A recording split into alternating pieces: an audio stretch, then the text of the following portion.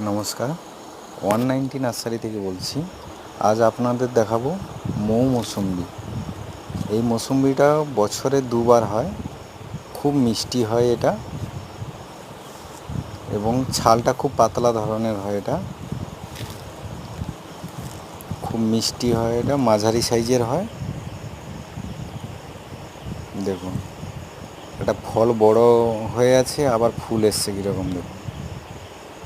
আর ফলন খুব ভালো হয়, একদম গোড়া থেকে লক্ষ্য করুন, আপনারা দেখতে পাবেন গোড়া থেকে কীরকম ফল ধরেছে, আবার ফুলও এসছে।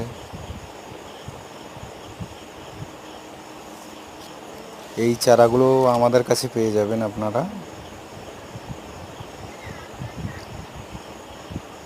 কিভাবে ফলন হয়েছে দেখুন।